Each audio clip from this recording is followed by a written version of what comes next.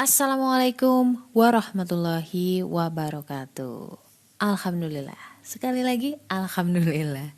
Karena setelah sekian lama vakum, aku nggak ngerti sih kayaknya udah 2 minggu ya, 2 episode gitu. Vakum karena bikin emosi deh kalau misalkan pulang ke sini ke gunung gitu. Yang katanya sinyal udah kemana-mana, tapi faktanya memang iya sih kemana-mana, saking kemana-mananya susah banget ditangkap. Jadi absen.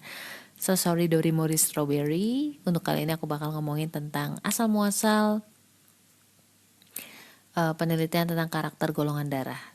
Belum kepikiran judulnya, tapi aku udah kasih rangkuman pertanyaan-pertanyaan apa aja, terus gimana sih asal muasalnya, kenapa tercipta karakter cinta Goldar, terus penelitian golongan darah itu dari siapa yang ngakuin, bagaimana, asal muasalnya gimana, udah ya. Jadi aku bakal kupas tuntas, jangan kemana-mana ya, karena mungkin malam minggu ini gak ada yang nemenin lo kecuali gue. Aduh mbak, sombong banget sih lu. Ya untuk kamu-kamu yang masih jomblo, gak apa-apa, nikmatin aja, karena ketika lu udah punya anak, apalagi 2 cowok-cowok gitu, mungkin kalau suami masih kadang sering pisah, dia punya urusan sendiri ya, kita punya urusan sendiri, masih bisa nafsi-nafsi atau sendiri-sendiri gitu. Tapi kalau anak, dia nggak tahu, pokoknya temennya mereka ya adalah Allah. Jadi kemana-mana lo harus nemenin. Oke, berhenti bahas itu dulu. Jangan kemana-mana. Buat kamu-kamu yang penasaran, emang iya ya mbak ada hubungannya antara golongan darah dan juga karakter kita. Nah, jangan kemana-mana, makanya jangan terlalu cepat menyimpulkan, jangan skeptis dulu, sabar dulu dengerin. Lu nggak harus percaya gue, kalau misalkan lo nggak percaya nggak masalah, tapi kalau lo mau percaya jangan juga. Gimana sih mbak? Ya karena namanya ilmu dunia itu nggak ada yang 100% benar kecuali yang datang dari Allah. So, I'll be back soon, insya Allah.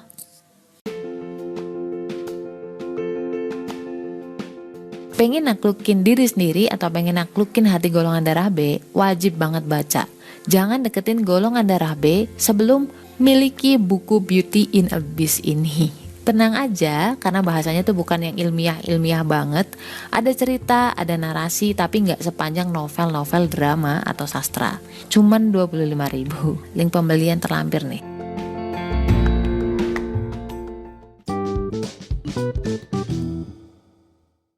Oke, balik lagi bareng Ria Marliana di podcast Self Healing berdamai dengan psikologi Islam. Dan gue kasih tambahan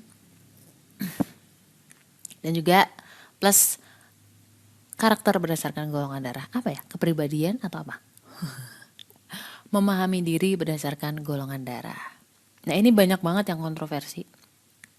Jadi memang aku akuin ketika aku searching pun habis makan cabai rawit jadi kayak gitu. Gatel. Di luar sana tuh kayak ya kontroversi karena pada bilangnya itu hoax, itu mitos dan lain sebagainya. Gini ya, saya akui memang belum ada penelitian yang menyatakan korelasi atau hubungan antara golongan darah dan juga kepribadian. Tapi ingat bahwa belum ada penelitian tidak berarti nggak eksis loh ya. Itu dulu, yang penting itu dulu. Ya, itu dulu yang penting lah pokoknya. Karena namanya penelitian itu objeknya itu kan objek penelitian sendiri, itu kan luas banget. Meliputi seluruh dunia ini, ya enggak? Jadi jelas banget jumlah peneliti ada berapa sih? Penelitian itu ada berapa sih gitu loh.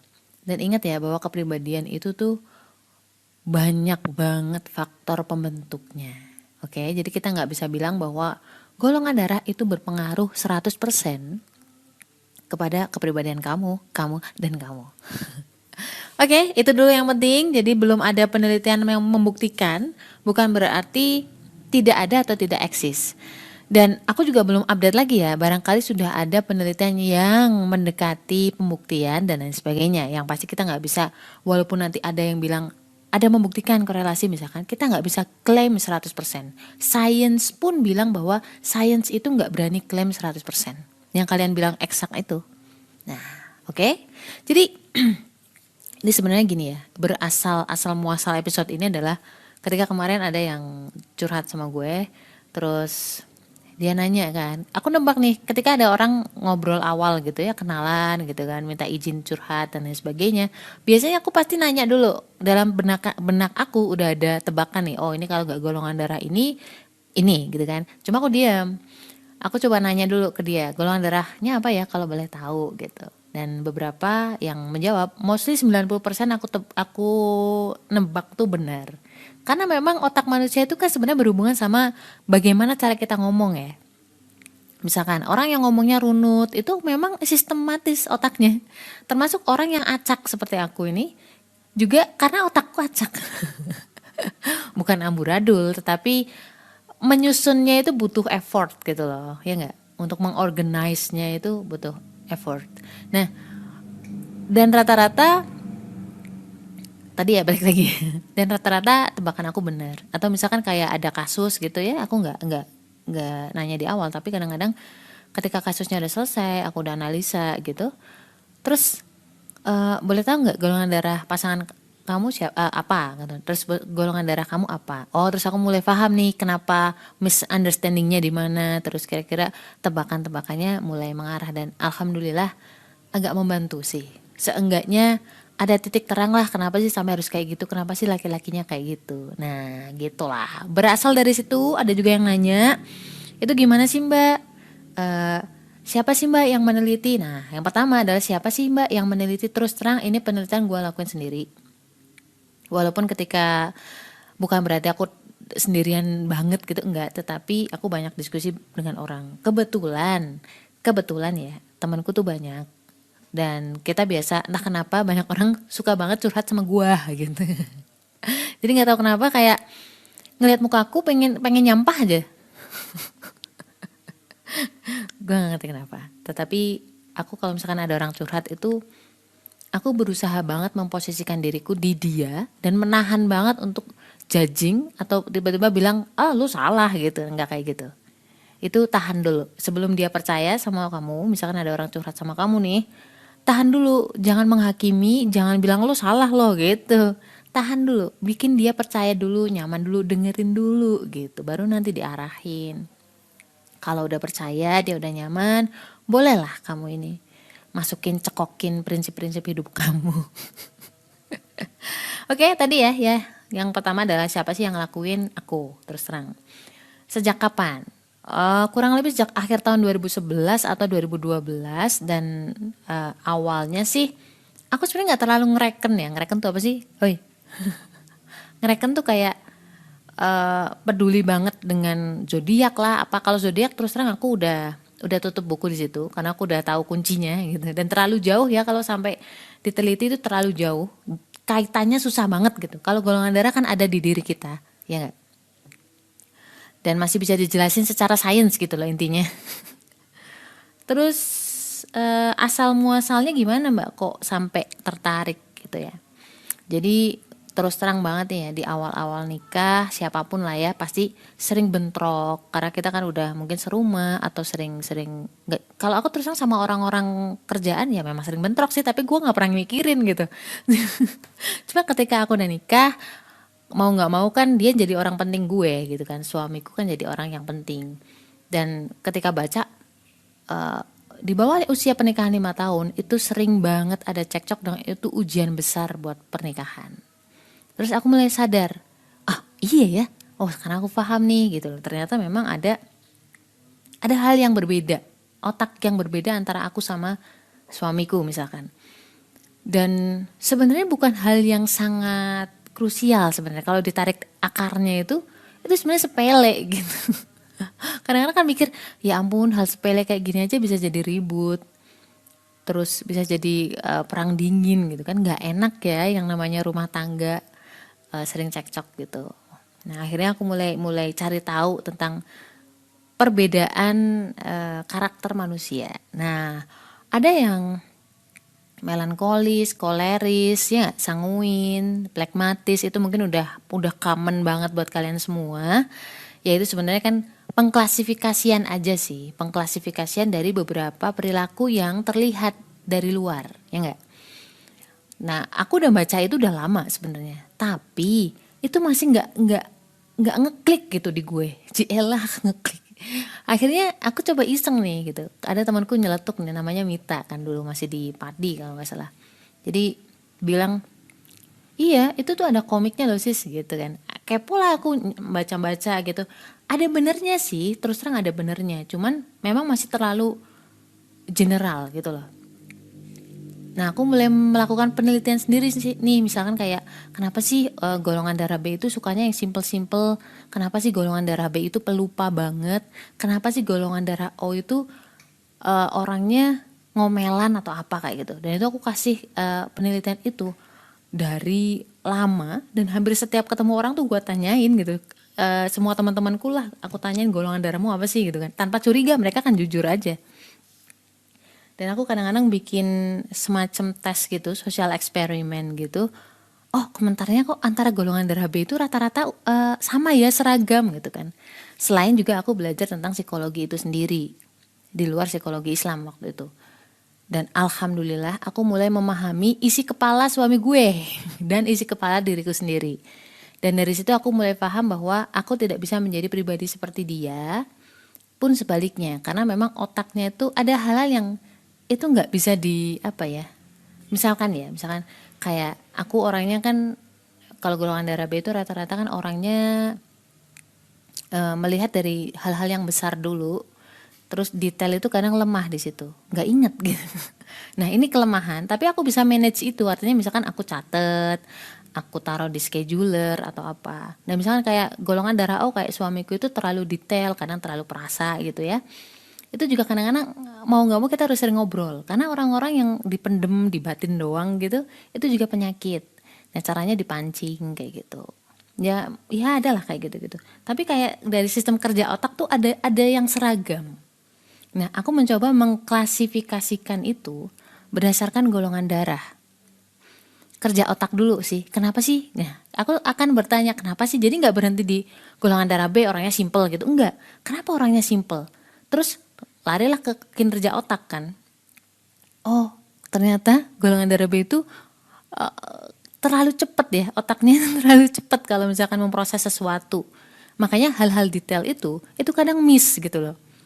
Dan itu rata-rata banyak yang seperti itu, kurang teliti lah dan lain sebagainya. Itu tuh kelemahan buat golongan darah B sebenarnya. Cuman kalau lu tahu, lu sadar tentang itu, kamu akan bisa memanage dengan lebih baik. Oh ternyata kekurangan gue di sini ya. Ternyata aku harus nyatet misalkan. Aku harus pelan-pelan. Aku nggak boleh gerusa-gerusu atau buru-buru.